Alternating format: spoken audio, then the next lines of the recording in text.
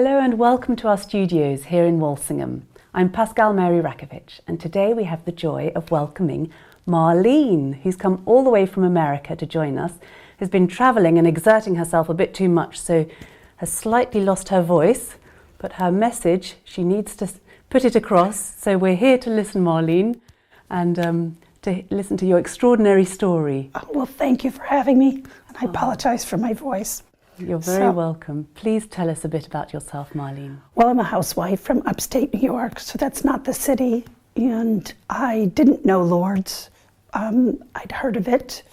When my friend won tickets, she won tickets to go to anywhere in Europe, and she wanted to go to Lourdes. And I said, I love that story with the 3 little children, but that's Fatima, I learned. So I knew them, they kind of all come together, and I think that's very typical for a lot of American Catholics.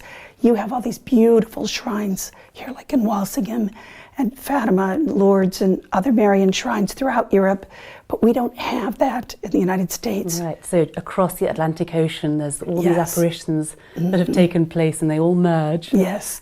And so today we're going to look at Lourdes. So that's in the south of France, and of course it's the place famous for healing. And so my friend really wanted to take me there, and we went in the Jubilee year 2000, and I had a profound deepening of my faith, a deep healing. And all of us suffer some wounds in our life and difficulties and challenges, and I was really been debilitated, and it just changed me so profoundly that when I came back, my husband said he picked up a new wife at the airport. It's like a free upgrade, he said. And just really, and then he said he had a deep debt to this lady because my husband's a convert. He didn't really know Our Lady of Lourdes either. How long ago was this, Marlene? 2000. 2000. So he, just felt this great debt to her for getting his wife back, he said. And then a year later, much to my surprise, again went to Lourdes, again didn't buy the ticket, went with 2 women who also really needed a healing and a grace, and had an extraordinary, experience. I mean, we're just ordinary people, but God really does put extraordinary moments in our lives to draw us to Him. And for some of us, it needs to be super extraordinary because we just aren't getting the message, I guess. But that was very life-changing for me. And I promised to return with women speaking English because in France, all of the people who serve in the sanctuary are volunteers like you. They're not paid people, they're lay people like us, sometimes medical professionals, but mostly lay people. And about 50% of the people who come to France, to Lourdes on pilgrimage, specifically speak English, but only about 10% of the volunteers spoke English. So it's a disparity. So at that time, around the Jubilee year, they really needed more English-speaking volunteers. There were only 16 Americans at the time.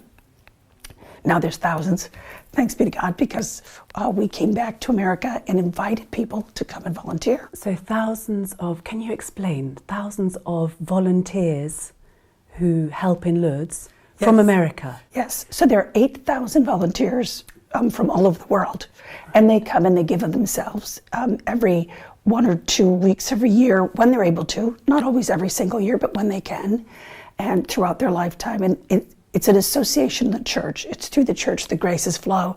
And so they make this commitment to come and serve. And they come in different capacities. The men go to the train station, lift people on stretchers, go to the airport, help people off the airplanes on stretchers and wheelchairs.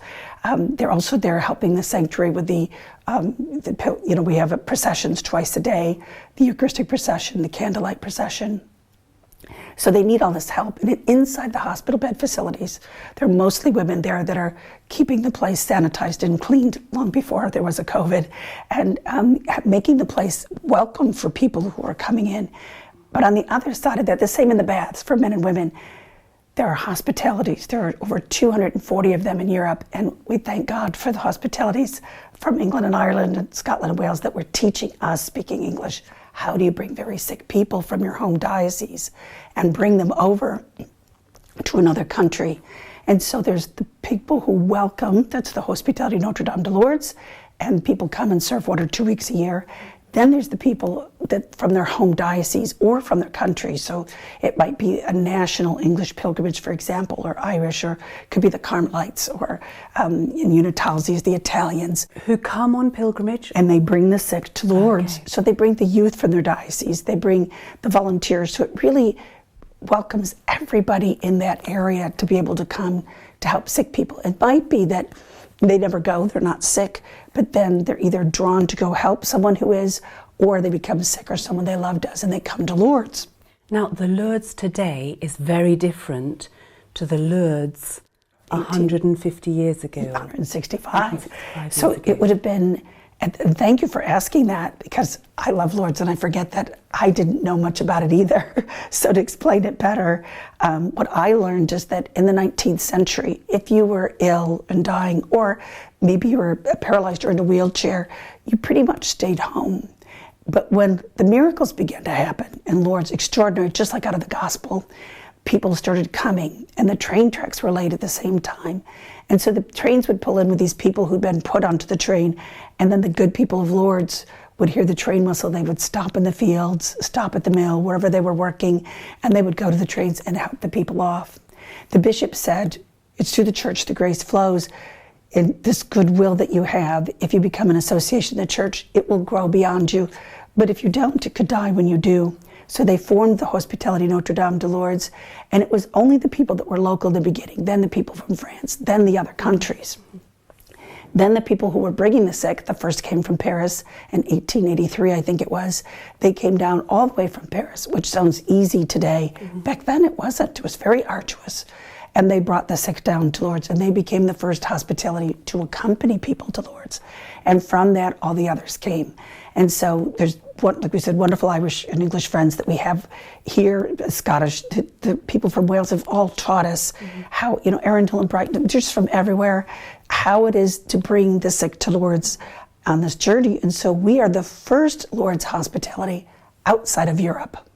Unbelievably, only for 20 years has there been a way to bring the very, very sick in with all of the volunteers. So we have doctors and nurses and physical therapists, respiratory therapists, people who come with us, pay their own way, give their vacation time, and help it make it possible for someone to come. Because we bring people on ventilators, people on kidney dialysis, people on infusion therapy, quadriplegic pilgrims. We're bringing people with very serious needs. And then there's people like you and Mia that are often walking wounded. We're the walking, looking good, but maybe deep inside we have some of our own wounds, maybe from childhood or experiences in life. Many of us come as a volunteer, and then we find a healing ourselves.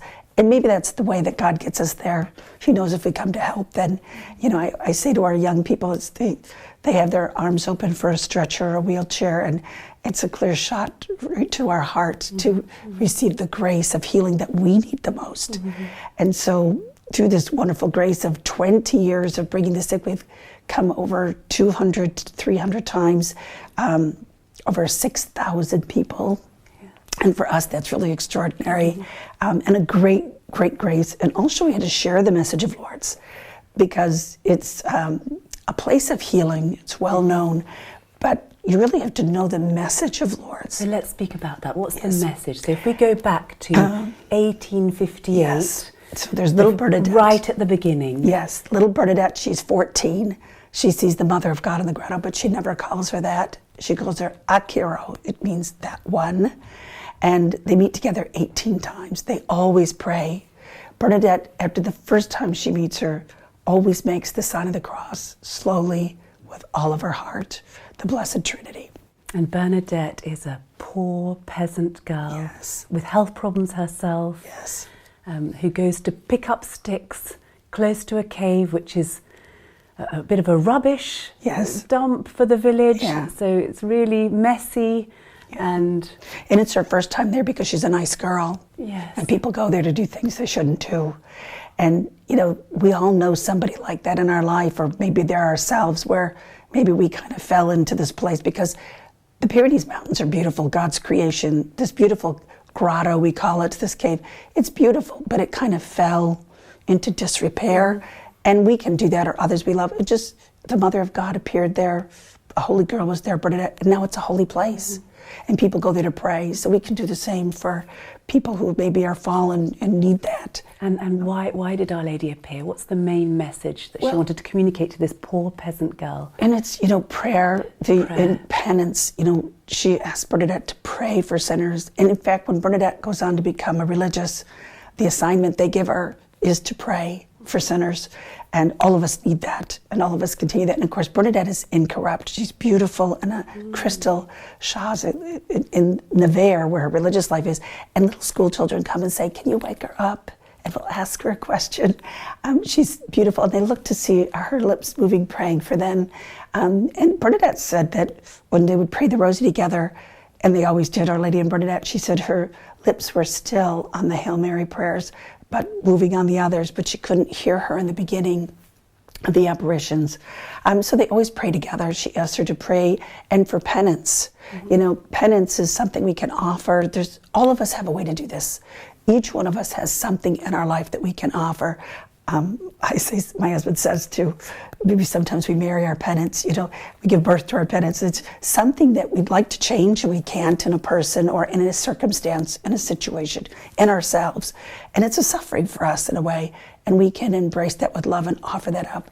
There's small things we can do to pray for others. So all of us can join in that message of Lourdes, praying and offering for others.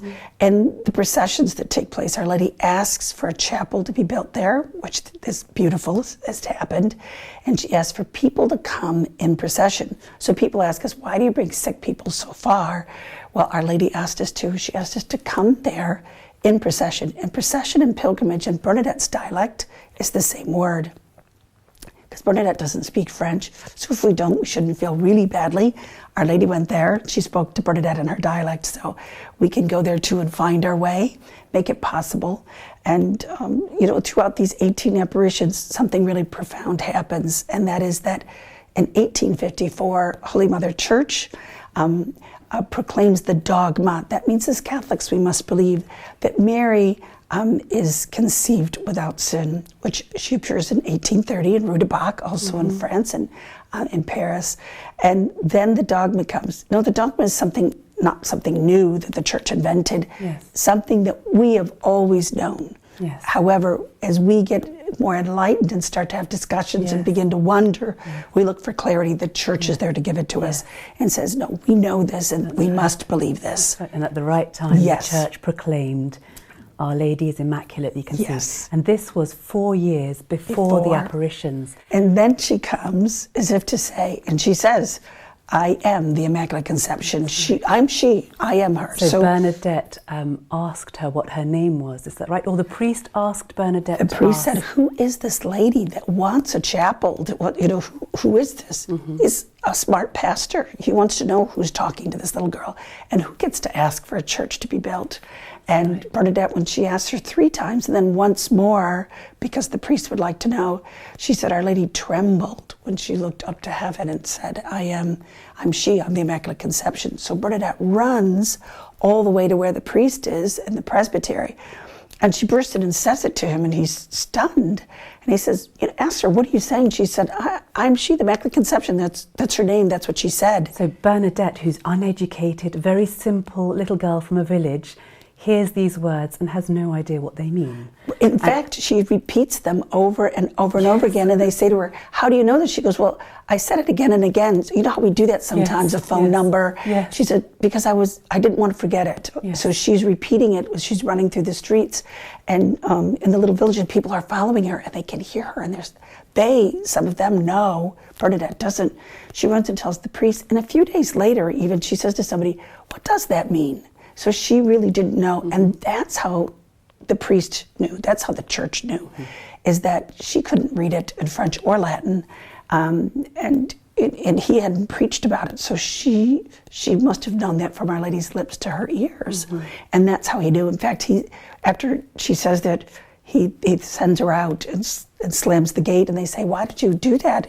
He said, because I was going to cry and I didn't want to weep in front of a little girl.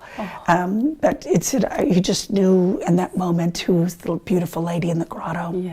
So that for the it's for the church, an affirmation of what she said. It was a gift to the church and the world to know that. And of course, miracles happen. Now, something else extraordinary happened. Yeah. Is that one day when huge crowds had gathered to watch Bernadette, who was having an apparition, Bernadette, in all humility, kneels down and starts digging in the mud, scratching in the mud. So Our Lady had asked her to... She said, go to drink and wash yourself. And Bernadette turns to head towards the river behind her. And Our Lady, and it's not in a lot of books, but Our Lady actually comes down from the niche, because she's in a little niche above the cave. And if you go inside the grotto and you look up, you can see there's a little opening. She comes down and she motions to Bernadette and she points where she wants her to dig. And that's how Bernadette said, she's the same size as me, because they were eye to eye, and she's the same age. She knew she was looking, so she's young. And she points where she wants Bernadette to, she doesn't tell her to dig, but to drink and wash. So Bernadette Which digs, is dry, muddy. Yes, and she digs, and the spring bubbles up. And it's a natural underground spring. Today, to this day, it still pumps about 30 to 35,000 gallons, we would say, in the U.S. of water. And people want to know, what is this water? And Bernadette does wash. It takes her 3 times to get enough moisture to drink of it. It becomes very clear. And there's a woman, there's several people that, what is this? And she has a crippled hand, and she touches the water, and her arm is healed, and she's able to make the sign of the cross. And she gives birth to her baby that day. He grows up to be a priest, Father John the Baptist, and baptizes so many who've lost and fallen after the French Revolution from their faith. So then other miracles begin to happen. A man, the second miracle, is his eyes blind and he can see. So they're very gospel-like miracles. So this water that springs up has healing power. Is that right? It's a grace. We call it a liquid grace, but you know, there's a lot of people that can claim they have an experience, but what's beautiful about Lourdes for us and for the world and for the church is there's a medical bureau, as we would call it in English or in America, but it's the bureau that examines people who make a claim. And they're scientists, they're doctors, they're physicians. They're not there to say it's a miracle. They don't teach that in medical school. They're there to say either they can explain what happened, can they explain why this man's eye can see or not. That's all they say, is that whether it's explainable or not. Then it's the bishop where the person lives who goes on to say that it's a miracle, meaning that God intervened. So an unexplained cure is how science would deem something, whereas a miracle is when the church speaks and says, this is God. And you know, if we need to see those, if we want to go there, if we want to look at all those medical records, if we want to meet the people who had the miracles, we shouldn't feel badly. St. Thomas is a great apostle. Maybe we'll be the next one. We just need to go and see for ourselves. And, you know, and God, yes, and God knows we need that. He knows us. He made us. So if he wants to give us that today, because the Gospels are 2,000 years ago, but that doesn't mean Jesus stopped and there aren't any more interventions or miracles that happen in our lives. It's extraordinary that God is still active in our lives every day, but lots of times people think they're parables too. They don't really believe the story of the Gospels, but they are true. And if you want to go to Lourdes and you want to meet a miracle or you want to look at the records, they're there. Yes. And you can see it. Whereas the book and the stories are about things that may not qualify for the medical bureau because you can't x-ray them, you can't quantify them, you can't measure them or blood test them. But it doesn't mean they didn't happen. It doesn't mean they aren't profound. It just means they don't pass that criteria. In a way, you know, pick up your stretcher and walk, your sins are forgiven. We can't see that, but you know, what is more profound, it doesn't mean that it didn't happen. So, and that's where these stories came about, because in 20 years, we have just been ordinary people with the extraordinary privilege to witness just amazing biblical-like events that are happening today. They're happening now. People go and find them. And so we're just... So a pilgrimage, the objective of a pilgrimage is to somehow be renewed in our faith. And And we are amazed when we see miracles Yes. happening today. And Lourdes is definitely a hot spot of miracles, many miracles. So there are some that the doctors can record and say, I can't explain this. There has been a complete medical healing, and there are many. But so here we're going to have a quick look at your book that you've written. So this is you have, over your experience of the last 20 years, encountered many miracles, but perhaps not the kind of miracles that the doctors have recorded, but miracles of inner healing. Yes? Well, some of them are recorded. There's a few that are in the Medical Bureau. One of them, for example, she did go file her claim in the Medical Bureau. They did open the file, the dossier, as they say, meaning that it was worthy of investigation. And she went home and died in a car accident a few weeks later. But the story of the entire story, not just the physical healing she experienced, but more deeply, she had a wicked revenge. She had been shot right in the gut. We say point blank range, meaning the gun was touching the surface of her abdomen. And they didn't think she would live. She had 33 surgeries. They could never close the wound. It was always infected. And she went on to, before this in her life, to have a scientific degree herself. And she said, I knew when I was holding that Lourdes water that you should never put anything unsterilized into an open wound that'll be infected. And she said, as an act of faith, she did it. She woke up in the morning, and after 11 years, 33 surgeries, and 3 skin grafts, and it would never heal, she poured the water in there and it healed. But that wasn't the most profound impact. What it was is that she had a plan. She had hired someone because she wanted to do away with the person who shot her. And she had a plan. She had, enacted it. She had the money, arranged everything. And then she went to Lourdes, and she went in the baths, and she said all the hatred, had just so built in her that she couldn't let it go. It just washed out of her. And she went to see the priest in the confessionals. And I mean, it's serious to want to murder someone. Although someone had tried to murder her, and it just changed her life. It completely changed her life. She came back to volunteer. So she had a physical healing, then she had this great, deep healing. And then she died in an accident a few weeks later. And I think, she died, going to Mass and the sacraments and living a holy life.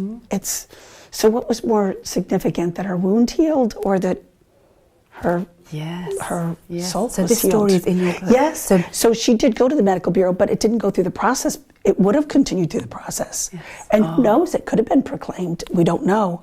But so she's in there. There's another person also that went to the Medical Bureau, but most of them in there.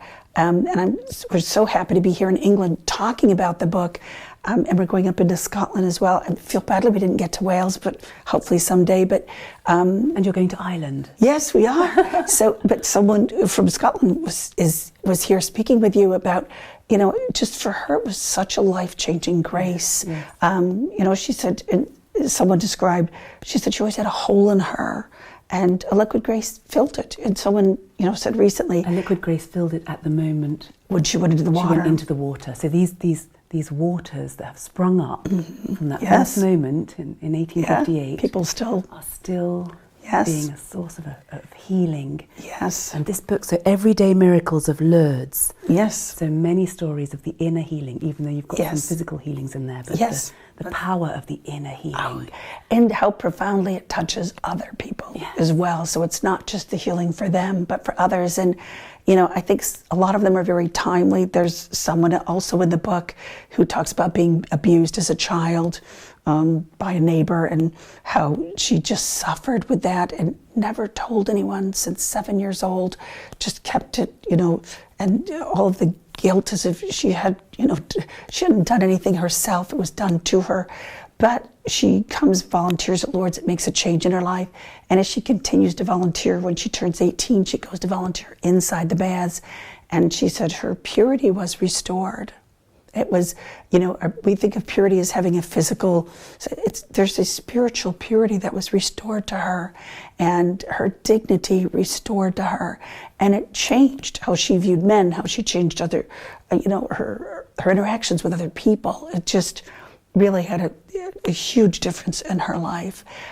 So I think that there's, we've also got some grieving in there, parents and suffering, dealing with some really difficult issues that we've encountered, people through the years, of suicide and post-traumatic stress disorder.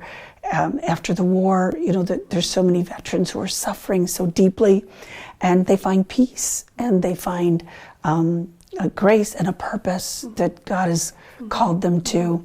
It sounds like Our Lady has drawn them to Lourdes, without necessarily any thought or hope that they could be healed interiorly, but they were there to help those who might want a physical healing. Yes. And then, poof. And it is, I think that too, when you say that Our Lady draws us, we'll say that, Bernadette said she never had an appointment to go to the grotto. She just felt a pull. And a lot of people just feel a pull to go there. I did. And I understand that sometimes they feel a little pushed by a loved one or a relative, but, especially too, if we have any, wounds of, that some that are described in the book, that, you go to your mother when you're hurt, that's the first thing you do is mommy. And so she is a way to bring us. And of course, Lourdes is a Christocentric shrine. It's really important that we know it's a Marian shrine, but when you come in the gate, there's the statue of Jesus Christ. That's who you come. It's very Louis de Montfort. So Louis de Montfort saying, it's through her to him. It brings us to her faith. It brings us to the healing that God wants to give us. Oftentimes, we don't even know what that is, but some people come seeking that. Nobody leaves empty-handed. There's always some grace that we receive. It may not be what we wanted, but it will be what we need. And I just think that, sharing these stories are ways for people to know there is healing. These graces are there for us today. It is possible. People say, how much water do you need? Bernadette was asked that question herself. She said, 1 drop. And faith. And I would even say, it doesn't even have to be your own faith. If you think your faith is too weak or not enough, there's enough faith of others for you to have a healing. And that's what we're doing, praying for sinners, praying for each other. So it's a beautiful love story at Lourdes, how much our Lord loves us, how much love there is that the Mother is always watching over us wherever we are and calling us to whatever grace we need the most.